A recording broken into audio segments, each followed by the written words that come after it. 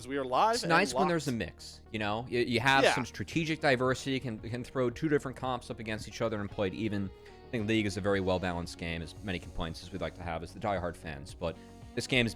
I mean, the fact that everything's within, you know, pretty much between 45 and 55%, speaks to what the game is. But look who wasn't that being banned. said, yeah, look who wasn't banned. Karma. We had the Bard and Seraphine gone, which you highlighted. Karma first pick. So now, is Ezreal going to be denied in the hands of 1xN, or will that stick around and be given over to Hena? Oh, don't start pandering to me over there, Mr. Cubster. You said 1xN and Ezreal in the same sentence. That would be right up my alleyway. We'll have to see if that will be denied. It looks like right now, Croco's going to go towards what you've been talking about, Cubby, which is a champion that can play fast and strong in the early game, and there are a few that match that marker outside of Pantheon, who's banned, then the Xin Zhao. Yeah, a bit of a deny as well as Karma plus Xin Zhao, really good combo.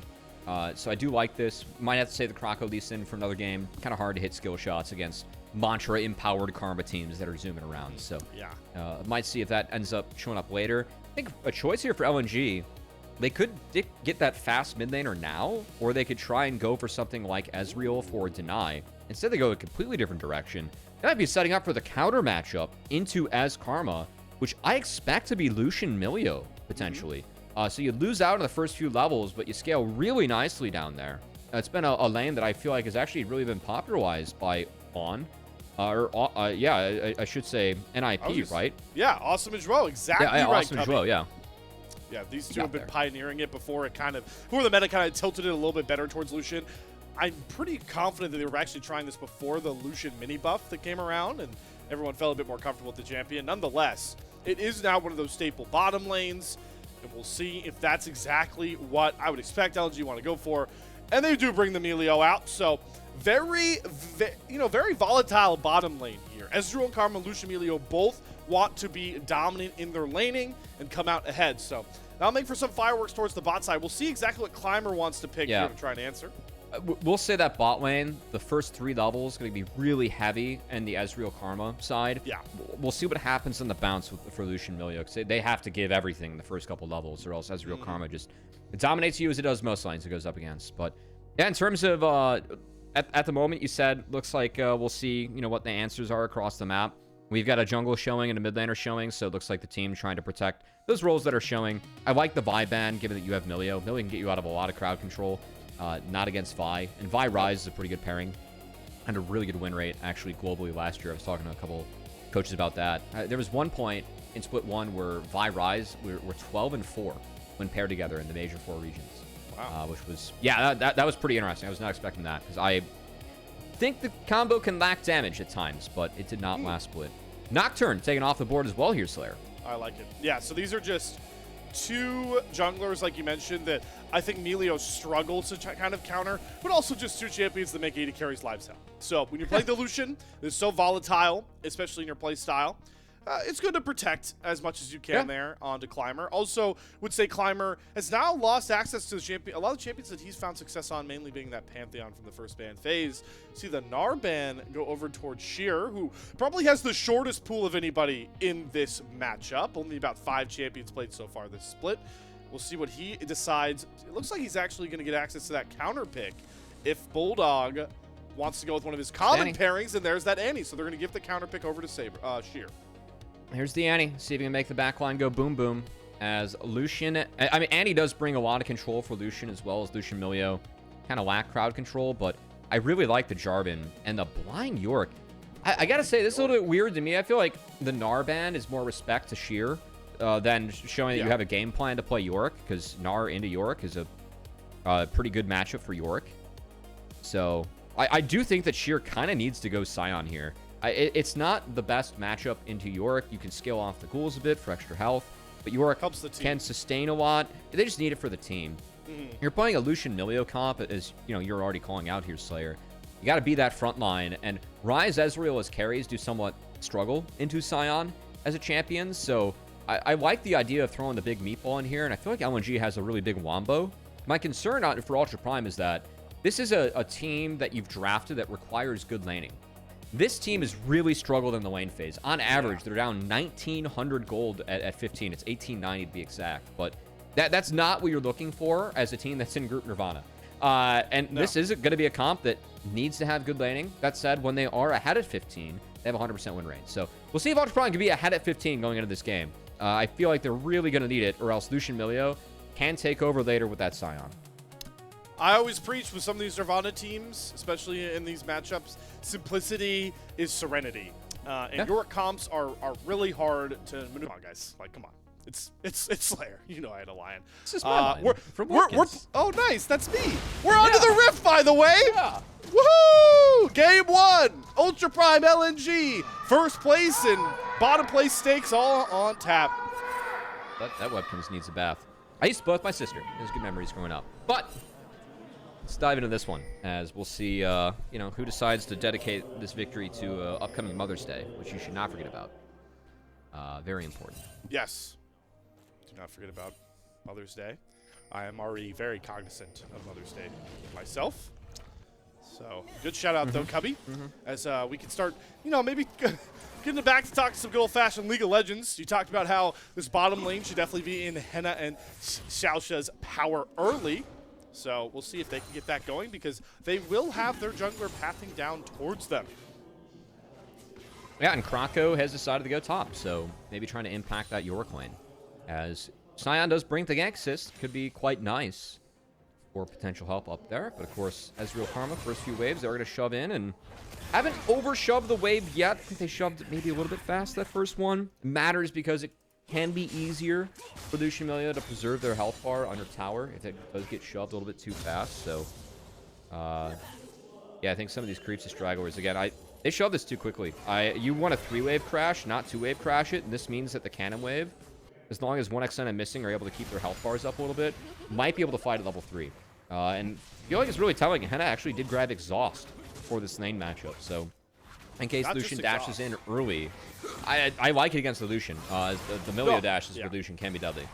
It's not just the Exhaust showing that Hena's playing for lane here. It's also the PTA, right? Which we've seen a lot more of Ezreal's go towards lethal tempo, because it really helps you in those later fights where Ezreal damage can kind of plateau. Exhaust. We already see Exhaust down for 1xN. Jeez. This thing's going to trade out the heal, but that's pretty big to get here before that level 3 you were talking about. So now the all-in threat of 1xN is even higher here into Mr. Hena. Yeah, I don't like how they managed the wave down here. I know that Hena's up CS, but really feel like they're opening themselves up to potential chaos into the Lucian Milio. That's a good PTA proc, though. That was. Okay, well, Hena's making the really shut well up real done. quickly. Yeah, as he's hitting every single one of these mystic shots after that part. So that will kind of snuff out any level 3 shenanigans. It also does allow Climber to get some advancing wards here to try and keep track of Croco, who he is ahead of by basically about a full camp in clear timing. We just saw Croco get off his blue buff. Not going to matter much, though. Both junglers are going to trade the respective crabs that they have access to and look for that first reset. We're looking for a dive here. And yeah, LNG's bot lane, they're feeling the heat. So 1xN, he took too much damage. Separated. That barrier's still up for 1xN too. Never popped it. I might have been able to pop it on one of those W hop trades coming in from Hena, but didn't do so. To disadvantageous base for 1xN. And again, kind of what you want out of the Ezreal Karma lane. We have seen multiple Karma nerfs come in recent patches. And Karma's still very high priority because of all the Enchantress picks. She is the one that will get lane priority in the majority of her matchups. Love to see that XiaoXia held the wave just a bit so that it would get in position to crash back better into Hena. So even just some nice little support mechanics, maybe try and fix that lane a bit here. Hena's going to come back about 2-ish waves up on to 1xN at this current point. We haven't seen much from the junglers except some early warding escapades. I do want to point out that, again, some good intel has been gained for Climber. They've spotted Croco clearing his Krugs. Now he's going to be spotted on his Raptors. So Climber has a really good idea about how Croco's going to go through the map in these next couple minutes. I mean, I think that regardless of if Climber is spotted or not, you got to assume that Climber's coming back to this bot lane. As the Lucian's already been set behind, down creeps, was pushed off the wave. Also the wave being pulled from XiaoXia, getting more golden XP over into Hena's hands. I kind of assume that it's going to be Jarvan and Ryze attacking. And the onus is going to be on LNG to try and find a way to break that. As the I guess the next sequence, I do think that if there is an XP lead for Hena, that's what's going to matter most in this lane, because even with the items being where they're at right now, we start to favor 1xN with these Lucian trades, as this was a bad one taken by Ultra Prime. Good punish there by 1xN. Yeah, XiaoXia thought they had a lot more burst power pressing that heal to look for the Mantra Bind, but they go down to about half HP. It does look like Hena's not going to be punished for that early exhaust, which is also pretty noteworthy. That should be back up in due time, certainly before any level 6 shenanigans do come around here. A lot of the other lanes have been pretty, you know, passive by this point, which we definitely expected out of the Scion Yorick lane, but we're waiting on our head-to-head matchup of Saber and BuLLDog for this one to really come alive. Once they have access to their ult, especially that Realm Warp, expect to see them get out on the map as these trades continue to swing more towards the LNG bottom lane. Yeah, more levels you get into the Milio lane, the better. And I cannot believe that I saw a Mantra W from Karma in the Lucian Milio. That's probably not a winning formula for that lane. Definitely led to that first bad trade. So Croco did get the respawn crab that does net him 6. Potential to maybe look inside the jungle of Climber, but not going to take it. Going to go stick to his own camps as both of our junglers continue their mirrored clears. With Croco utilizing the power he's got from top and mid a little bit to make sure he gets the priority and picks that crab up for himself. Ultra Prime, though, despite the fact that Climber is on this top side, finishing up his camps up there, they do have that pink ward. They do have complete Drake Pit vision, so if Croco, you know, off of his second respawn Krugs, decides to go after this dragon with bottom lane pressure, they'll at least know about it and maybe try and mount some sort of defense. We're getting closer and closer towards that kind of weird pocket where first Drake and Grubs are both going to be up on the table. The fact that we have a Yorick in this game, especially a Yorick Rise comp, both teams are going to have a pretty big interest in trying to get at least 2 of those 3 Grubs. So I think that's where we should expect a real first big fight. First Dragon is kind of just a prize of timing for our junglers. Yeah, we'll see. I don't think that the timing is going to allow for Croco to sneak in there, just because I know Hena and XiaoXia took a couple of bad trades, but still think that on this next visit, Climber can get that first Drake, and maybe they trade it out for Grubs, which honestly, as you're kind of highlighting, Slayer, it's a bigger deny for LNG than it is an actual asset. I was taking that away from New York Rise. And it doesn't matter. They still won the trade. Yeah, they did. You know, 1xN, a fellow Ezreal enjoyer himself. Just a bit of pretty obvious tech for anybody that's playing up against an Ezreal. Best way to make sure he's not the lane bully everyone talks about is always fight minion waves. And 1xN has consistently used the minions as a helpful trading pattern. We see our first gank manifest. There's the Root Prism. Immediate flash from Climber. Flag and drag. Drops the Cataclysm. BuLLDog can try and flash away. With the Realm Warp gets Saber just close enough. He misses the Q, though. Now he's got to flash away from Croco with no mana. Climber's trying to chase down this kill. We have an unstoppable onslaught. Scion coming on the backside. BuLLDog does not get hit by the flag and drag. Once again, BuLLDog lives with full HP. He doesn't even get trapped in the dark procession. Crescent guarded up Croco. Now looking for a turn on to Sasa. The maiden is here with the ghouls. I don't think Croco wins this. And BuLLDog has no way to enter back in the fight, so Croco has to expend his flash. And Sheer shouldn't be close enough to force this chase down. He's not holding on to his ultimate. But man, he can't get close enough for that decimating smash. But how the hell is first blood gone over to LNG here, Cubby? Those were some damn good clicks by BuLLDog, that's how. We were hyping up before coming into this, saying that his role was playing engaged, making plays for his team. That time, it was a really good play made onto him by Ultra Prime. Look at the timing of this. Climber's going to show right as BuLLDog's prepping to stun Saber. The Rune Prison goes down early, so you can't flash out of the Cataclysm, which is what you're looking to flash out of is Annie. That or the EQ combo from Rise. But from here, the clicks are clean. He dodges out on both 2 Qs now from Climber. This one's really nice. Doesn't sidestep that, but doesn't matter. It was enough time bought that he recharged up the stun. Another great click by BuLLDog as he moved his way out of that one. And who said Annie is a champion you can't show off some good old-fashioned mechanics on? Wow, yeah, that was at least 3 different abilities that would have killed him off earlier. Well played. And 2 of them likely mean that LNG doesn't even find the trade, but it's Croco that picks up that first blood, up about 500 gold over his counterpart. We did see while we were going through all the heroics of BuLLDog that Climber does secure that first dragon, and we have yet to see. I actually did miss who ended up taking those grubs. I assume it's 3 grubs to LNG and Ultra Prime get that first dragon as a consolation prize. Yeah, as I think that the trade overall, again, I really feel like that first Dragon was going over Ultra Prime either way. So Croco probably pretty happy that he was at least able to take the grubs or get something. As I'm with you, Slayer. I saw him on the grubs we get out of the replay, so I'm going to assume that all three did go over to Croco and LNG, as Croco going for that Titanic Hydra build on Xin Zhao again. So prioritizing the active with the 3 Talon strikes. If you use Titanic Hydra, get the reset on the auto attack, get a faster knock up on that one, as we've seen Croco do this a little bit instead of Sundered Sky. That's a pretty big change. We've been Sundered Sky pilled for a while with these junglers, so I'd like to see some innovation there from Croco and company.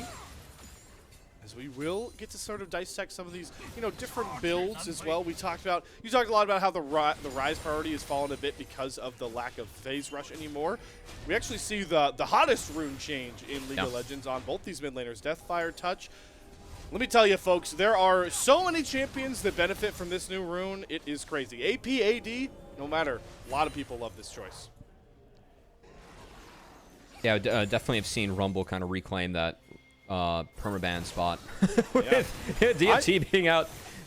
I'm curious to see if DFT maybe brings Smolder back into the meta. I'm just saying. You see more of it. It's an elite Smolder rune. I'll tell you that much.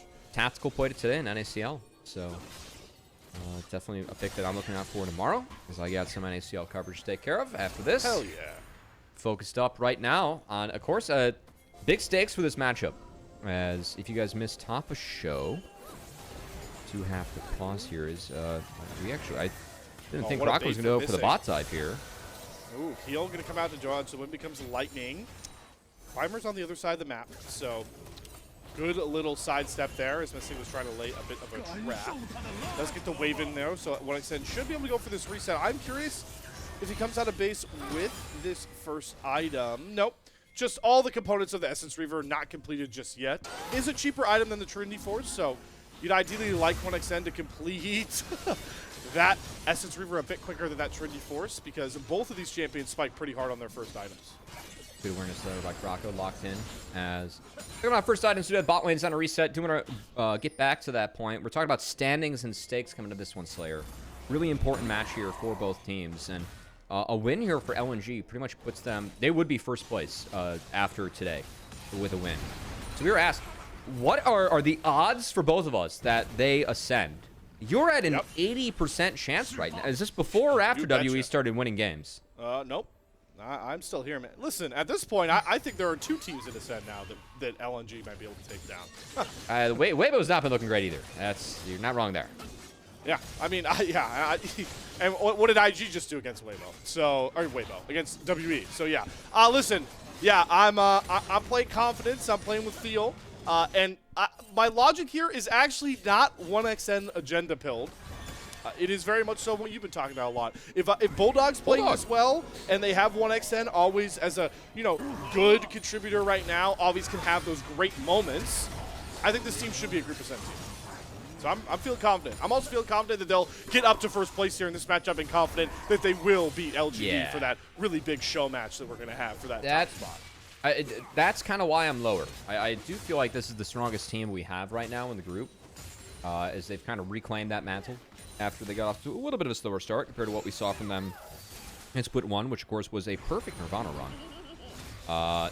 Yeah, I do have... I think 60% is actually quite high to say they're going to promote into Group Ascend. That's kind of... I was over 50. Like, I really do not... I filled it out before WE started winning games, but... Has it changed? I guess the question is... Yeah. I think realistically... I think realistically it should probably be around like 30, 40. There's just a lot of hoops to hop through. But I'm in the boat right now where I'd rather see this team in Ascend than WE for next year. Or next split, I should say. I think most people will get behind you in that thinking. Yeah, I think so too. I think this team has a little bit more potential to maybe take games. And players like 1xN or even Croco and BuLLDog, who couldn't cut it in the LCK as more tenured players, still had some tenures there, especially looking at Croco. I mean, he spent a good amount of time in the league hopping around a few different teams. Would like to see... I mean, we're seeing these guys play really well, but we'd like to see what they can do against some of the teams we have in Group Ascend for next split, maybe. Yeah. Your ability to wreck Group Nirvana teams doesn't actually give you as much runway as it may feel like. If you want to be an LPL org, a real home-standing kind of player, you've got to be able to do it against the best of the best, which are those Group Ascend teams. Did get to see, though, in the kind of downtime we had, in case just to, set the stakes for everybody at home, for the LNG fans, that the Dragon count has been matched. Croco able to get that first Drake down, so that's a pretty important marker to try and shut down that potential win con looming for Ultra Prime. We'll also have all the quests done, so our bottom lanes have swung over towards the mid lane, and after catching Missing, trying to look for a reset, Primer with the Scuttle Crab sight is going to go after this Rift Herald. But it is spotted thanks to a Scrying Orb. I'm curious what Sheer does here after it got spotted. They did send Missing back to base late, so Missing will be late for this. That's dangerous. It does empower the Lucian a lot, but we gave LNG all the space. We completely split. Okay, we've just given Croco the Herald, and Climber eats Tibbers and dies. Now Sauce is trying to TP. This makes Smash is going to cancel it. So he doesn't even get a TP to a fight that already ended. Herald's being summoned in the mid lane right now as LNG look to make a fast grab for as much gold as they possibly can. And part of it's going to be Sheer solo killing Sasa on the Yorick. And right in time, Rift Herald's going to crack into this mid-tier 1 turret. Holy gold swing LNG. Well, wow, we just saw the solo laners of Ultra Prime make some decisions there, Slayer. Saber went up to the wave instead of trying to hold space for the Rift Herald. For me, that's kind of what enables Croco to get in there. Because an empowered Rune Prison for Saber, do that, try and walk away, maybe keep him out of the pit, get the Rift Herald for yourself, that's good. And then Sasa, we all saw that on our screens. I don't know what else to say from that. So now LNG with 3 grubs, they win on both sides of the map. They're going to take first brick. They really lose nothing for this play, by the way, because they were already contesting the side waves. So this is just max loss angle, as we're going to get a replay. We try the TP out? Like, what's the idea here?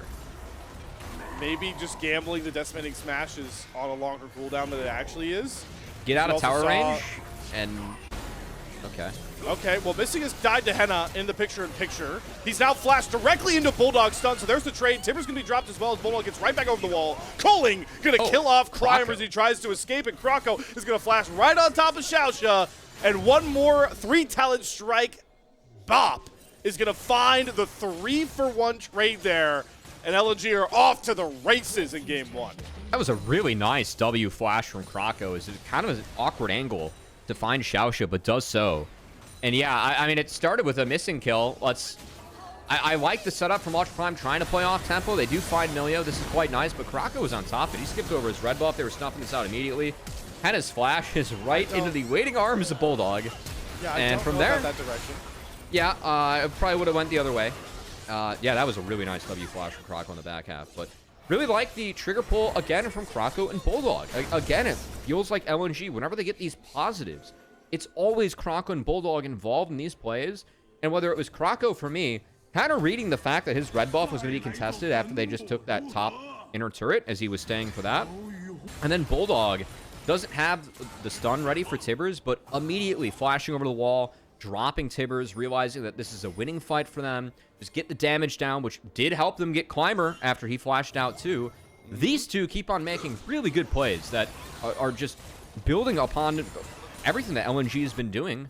And it really, again, split 1, talking about how 1xN Missing, standouts that we had on this team.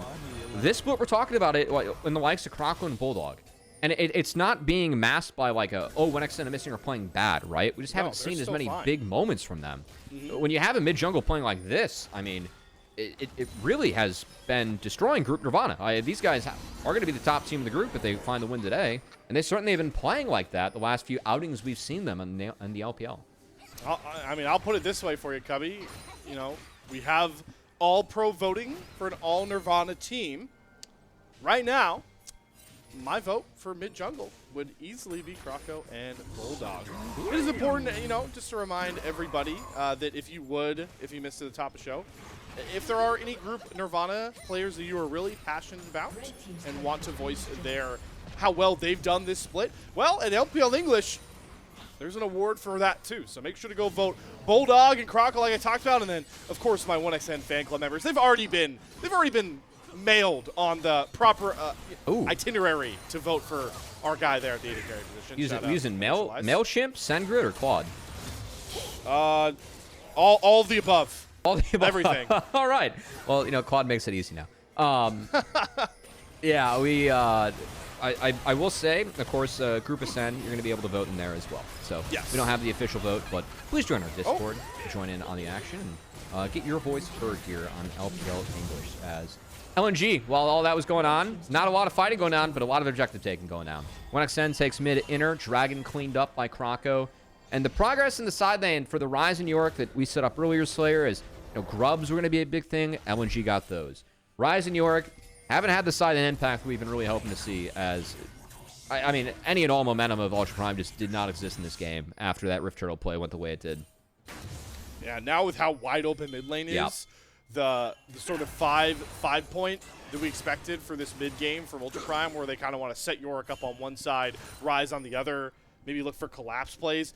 Really hard to set that up comfortably, because it's pretty easy for Croco or BuLLDog. I was going to say sprint through the jungle and pick either of them off, but it's also not going to be easy because LNG are feeling a 21-minute Baron rush, and thank you to our observers.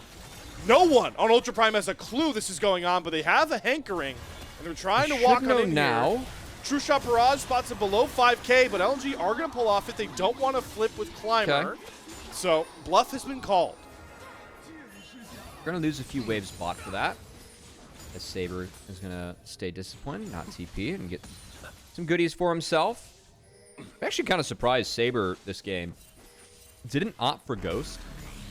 And no Storm Raider Surge is kind of standard now in Rise, but we usually see a Ghost.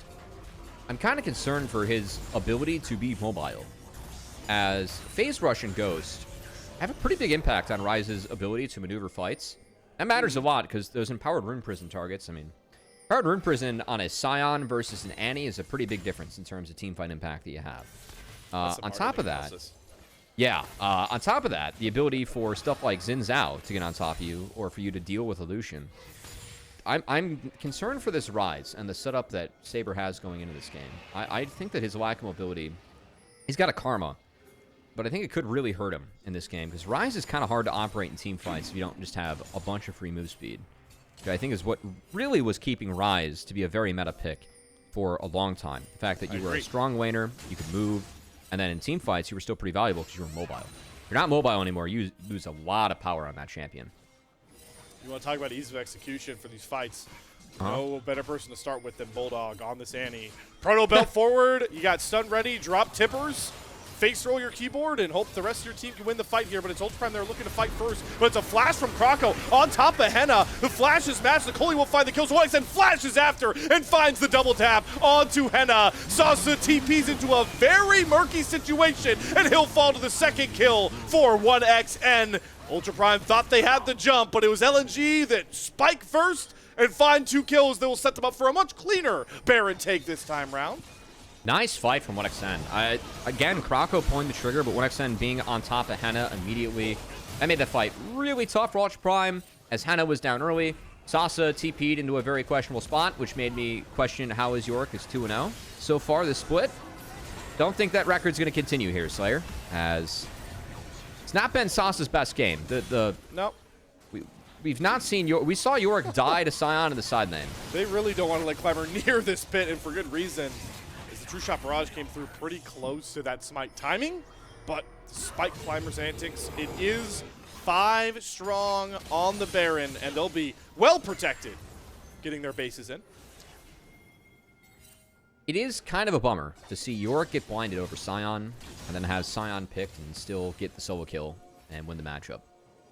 Well, you know, that wasn't how we drew it up, Slayer. The only thing Sasa has to blame this game for his deaths are quite literally his uses of teleport. So his TP, this is bigger than champions picked. This comes down to more core elements of gameplay that can be applied to every game, regardless of champion.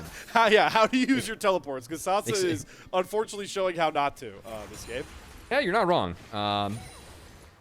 And I mean, this has set us up for what I already drew up in the day. Now, I made a mistake earlier, Slayer, and I mentioned the pause that happened yesterday. That was an error, as we started the day off with a pause.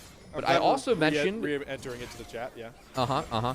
I also mentioned the classic Group Nirvana banger roadmap, which involves the favorite team smashing Game 1, the non-favorite team coming back in Game 2, but the game's more closely contested, so you feel like you know the way the Game 3 is going to go, and then the favorite wins Game 3. We are off to a very good start in the ideal Group Nirvana-ing roadmap in terms of what we laid out here and what LNG's done in this Game 1. Well, that is certainly what is not at the focal point of Ultra Prime's mind. Right now, it's the SpongeBob meme of everything's on fire and everybody's running different directions inside that old noggin. The Ultra Prime collective noggin, as they are getting pushed in on 2 different waves right now, mid and bot. A nice classic 1-4 setup that you like to see. LNG syncing their waves well. The wave clear is decent when you've got Hena and Saber on the right side, but the next wave that really comes up here is going to test how well they can keep this Baron power play away from breaking down their basic structures. Unless BuLLDog proto belts forward and drops an entire combo on his Saber. It's the kills from XiaoXia that will keep Saber safe. But just like we've always seen with LNG, it's either their mid or jungle starting to fire and it burning anything Ultra Prime has in front of them. That being right now, their bot lane tier 3 turret, and now their bot lane inhibitor. Rune Prison is going to land onto Croco, who's holding onto that Crescent Guard. Level 16, though, gives him a hearty health bar, so he'll walk out of any combos on that escapade. Oh boy, Climber. All right. Well, this just got weird. Yeah, we're flanking. Croco's low. BuLLDog is holding on to stun, and Shear's just going to run at Climber, daring him to go anywhere near his team. He's just running and screaming at Climber. Stay away. All right. Shortest Scion ult you'll ever see in your life, but hey, it got Climber off the flank. I like it, Shear. Yeah, Shear did a nice job of doing his job there, as his job was to connect with the team. Climber was the one that was looking for the angle, so... All doesn't connect, but hey, the bot inhibitor does, and the dragon does as well, as Hextech Soul point secured, and at this pace, we're not going to see a Soul Spawn Slayer. LNG have done something wrong if we get 5 more minutes in this game. Potentially, yeah, a little bit. I mean, for Ultra Prime, as take a moment to talk about them, I didn't see it this game, Slayer. I think the idea or how they executed the gank onto BuLLDog's Annie, while it ended in tragedy, that was the right play and a good approach. It was mechanically played well until BuLLDog sidestepped all the cues from Jarvan. But I like the empowered Rune Prison and not being able to flash out of the Cataclysm. But that was really the start and the end of the positive plays for Ultra Prime, as we haven't seen them have any footing in this map. Nope, they have definitely been on their heels ever since that BuLLDog outplay, and we'll see how much pushing LNG can do before Ultra Prime will really fall over. That was maybe half of the culling, and Hena is down to a blinking health bar. Here comes Tibbers entering the fray once again. XiaoXia going to have to flash away as the final tier 2 turret will drop. Saber in your picture-in-picture is getting valuable gold back on the other side. You got a pity prize. Quite a hearty cost for that pity prize. Well, I don't think him being here made a difference for the inhibitor or not. And I guess we might find out for the last inhibitors standing. As, again, LNG, they have a choice now to reset and set up a Baron or play for this. They were at least going to play one more wave of this. I think if you reset or not, we talked about on this next wave. I like it. They get the turret for free. They are stronger as 5. Everyone grouped up in the cozy campfire, and 1xN is just chopping at the bit to dash after somebody and drop some damage in. Climber being the first victim, get a Cataclysm onto Shear. Flag and drag back out as Croco looks to re-engage onto Sasa and XiaoXia, but there's the Crescent Guard. No damage allowed past Croco when he has that up, and the triple inhibitors will be claimed. The mega super minion wave is going to be coming out here. LNG, they could reset here to try and play for a Baron in under a minute, but they've got a reset of Tippers, and they're looking to push even further. TP coming in here for Shear as they want to end this game right now. Dark Procession is going to trap Shear as he arrives to the fight with that big TP shield. The culling is reset, though, from 1xN, and he's making sure every single one of those light shots hits onto an Ultra Prime member. 3 people sent back to the fountain, and now the super waves are starting to arrive into the base. Hena going to dash forward to try and get the exhaust onto 1xN, but the Mikhails will cleanse it off of him. Now he can start wailing back onto those turrets. At some point, Ultra Prime will have to pull the trigger and decide the game off of one fight, but they are still biding their time. Two-shot barrage isn't going to hit on anybody. The super minions are now whacking onto the Nexus turret. They're out of tools, but they've got to make something out of nothing. They've got 1xN low. The shutdown comes across. claimed there by Sasa. Shear's gonna flash on decimating smash onto Hena, who flashed, but Croco's Wind Becomes Lightning will find that kill. And despite losing their very gold-minded AD carry, LNG are just too darn big to fail. Croco finds a big ol' multi-kill, picks up a double, and the Nexus will soon fall. LNG really rounding into form that should get some Group Ascent teams sweating as they take a 1-0 lead on Ultra Prime. Yeah, I mean, got me sweating as someone lived through 2008 when you said too big to fail. But that is the lead that LNG had at the end of that game. They sincerely were too big to fail. As the kill on the 1xN, that was well executed by Climber, but not quite enough to not bail out LNG as we tried to connect the dots there in the end. But yeah, that was not a very competitive game one. That was all LNG. And I again, really like how LNG have been able to turn some of these plays around. And it, again, has been off the back of Croco and BuLLDog. And to have a really nice 1xN performance behind that, too, that's the LNG that we feel like can threaten those teams in Group Ascend. And that's the LNG that is not going to give Ultra Prime a chance to control their own destiny about whether or not we see them in Split 3. Because, again, Ultra Prime, this is pretty much must-win territory for them. There's a world where they could get eliminated for Split 3 before they play again. They do have OMG for their last series of the season, but they need to win today to really not only control their own destiny, but create a lot of chaos in Group Nirvana, as there will be 4 teams sitting at 2 wins. Yeah, and it's starting to really feel like 3 series wins, you're in for Split 3. Below that, really, really murky, right? So we're getting this series here with, like you mentioned, the LMG game would be big for Ultra Prime, but besides your Group Nirvana roadmap, Cubby, nothing from that game 1 really inspires Ultra Prime's shot at coming back in this series.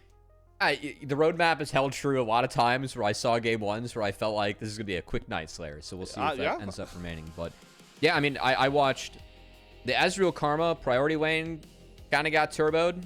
We saw them lane well for the first few levels, and then it was pretty easily turned around by 1xN and missing. That lead, the small lead they had, was not able to be visited in time by Climber or cashed in upon. That's definitely one where they might have won it back. And then, again, that mid play. I'm down for that mid play. I think they could have found Annie or BuLLDog, but that also was the timer where you could have went bot and tried to punish some of the things that were down, or the small lead that did exist on the Ezreal. So I think when that play got turned around, and they went for Rift Herald, that got turned around, and then Sasa gets solo killed down bot. Yeah, that led to a pretty out of control game, and led to us doing a little bit more podcasting than actual broadcasting. Hey man, you think I'm gonna complain here? I could chop it up. I'm pretty sure me and you could chop it up on a podcast for an hour talking about our favorite loaves of bread at this point, Cubby. If only we had you in the area for the old days of raising NA. That's exactly what that is what it was. We just chopped it up out of an hour. For an hour on the couch. Were you ever on the... Didn't Kangas have an LPL podcast at one point? I swear he did. It was Kangas and Mazel. The idea was the morning coffee, because it was when Leonard was going to bed and when Steve was getting up. So it's like, fill me in on LPL for the day, which is a really funny idea that only Steve could come up with. And not being executed upon as much later. I think you're going at the Climber damage. Can we block that production? I feel like it's coffee before bed. Oh, coffee before bed. See, that's actually what I do every time I cast LPL, except for today. I did not have my coffee before bed today. Oh, so. Was it casting with me that gave you the energy to not need coffee? No, it was actually our producer who was having a lot of fun with us before the show started. Made sure I was nice and awake for this. But, yeah. Well, you could be sure that Cubby's not getting... we're not having any fun next time we hang out. That's, yeah. That's the better way to go about the joke. I was going down a much dumber. Yeah, that's fine. That's fine. That's fine. Yeah, so game 1 highlights here. Hey, listen, I really want to watch this back again, because if you look closely at this play and you missed it, BuLLDog dodges death 3 times with just clicks. There's 1. This was really well played by BuLLDog. This is what we call in the business schmovement. There's 2. You can't dodge the Jarvany. If we miss that as a pro, we're just kind of bad. There's and 3. That was 3. As, again, Sasa, not quite his game on the... This is where I had issues. Saber needs to hold the pit here. Cannot just abandon Climber like that. And when that happens, this play happens pretty much simultaneously. I don't know exactly what happened to SxaoXia here. I feel like if he hit TP out immediately, maybe he gets out before the next knockup comes in again. I don't even think that's the window, though. I think he just goes down. Well, I guess he didn't have the W up or didn't drop the W in time. It felt like it came through late. He gets it up here. I don't know why he didn't have that immediately. It was kind of a weird one.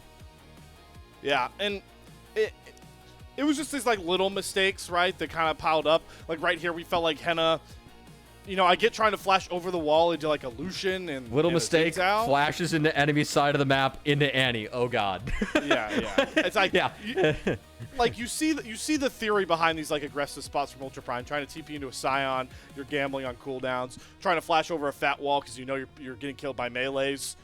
But it just, they didn't go their way, right? It's like, oh, Decimating Smash does come up quicker. Oh, there's an Annie on the other side of this red buff. Like, it was a combo of bad decisions, but also just unfortunate timings, I will say, for Ultra Prime Copers. See, that's my highlight. I feel like that was a pretty sweet play by Climber to find 1xN here before Morgan Stanley made it across the finish line. I don't know why I'm beating the crap out of this, but I'm sorry I've traumatized you so already. I'm getting good chuckles, yeah. I'm getting good chuckles, so. All right, so let's simmer down the chuckles and turn that brain back on for me, Cubby. Game 1 MVP, who would you like to give it to? Because I think there are multiple candidates despite everything. Is it just BuLLDog for that play, or would it be Croco? I feel like Croco is kind of the default. I think it should be Croco, personally. Yeah, I think Croco's the default, but I'd love to have back-to-back series where BuLLDog picks Annie and gets MVP. That'd be really funny to me. We'll have to see. Also, there's also the, as it's aptly been coined to me, the boom boom damage effect, where the AD carry does a crap ton of damage and has a lot of gold, and then voters are just like, yeah, why not? So we might see it go over to 1xN. I do think it should be Croco because I think his timings on the Herald fight, he sees Saber's mistake, capitalized on it. Maybe a 1xN? It was Croco! Okay. All right, they give it to Croco. I think for the plays that, you know, weren't kind of just handed, like the plays that they had to make, Croco was always the spearhead, like you pointed out, Cubby, starting a lot of these fights. So I'm glad that Croco earns himself that MVP. You know, the last time I saw Titanic Hydra Zin's out from him, it was into a mostly ranged comp. This was not one where, so I was kind of like, oh, you know what? Like, Thunder Sky, more efficient against melees. Range, you get to proc the knockup faster. Like, this makes sense to me. He lost that game. This game was kind of curious to see him do it again. Maybe it's just more standard. Yeah, I feel like that's an anti-saucy vote, if that's a sure vote. But I feel like, you know, this is more of a potentially more standard build coming out from Croco, and I'm just really curious if any other players pick it up, because I know talking with some Zinzao players on the ladder in NA, there are some that do actually prefer Titanic Hydra just to get that quick knockup off in the fights. And of course, those auto attack resets if you have the Q going. It also gets your CDR down, the rest of your abilities, because the Q auto is 1 second off everything else. Just kind of keep the machine rolling. But yeah, it was really good game 1 performance from Croco. Curious if anyone else picks up the build, and all LNG firing on all cylinders. Really nothing else to say about that. Well, Cubby, you know who in particular makes sure the LPL English stream is firing on all cylinders? Well, that, of course, would be our supporters. And the main way you can support us here at the LPL English Project is, of course, our coffee. So you consider becoming a coffee member, all you chatters and watchers. Coffee is, of course, the biggest way to support the LPL English Project, since a vast majority of your contributions come directly back into the show itself. Some of these additional payments go into stuff like upgrading broadcast, of course, but you can see a huge bulk of your payments going towards on-air talent like myself and Cubby, and the content creators that we have behind the scenes as well. So I'm going to give you some time to subscribe to our coffee. It is linked in the chat below, and you can get access to, you know, awesome content like asking interview questions for our on-site interviews and much, much more. Yeah, it's a huge help. I really appreciate everyone that supports this product in any which way or form, whether it's just tuning in, turning off ad block, which you can think about, or being a coffee supporter. Doing these casts helps me pay for LA gas these days, so appreciate all you guys for doing that, and we have a lot of fun doing it. So yeah, have a lot of fun. Yep. Cast prices go up, but our vibes continue to go up here on the Slayer and Cubby broadcast. We will be going to a short break here to get too many of those smiles off of Cubby's face for the liking of the LPL English. Ultra Prime first pick coming up after the break.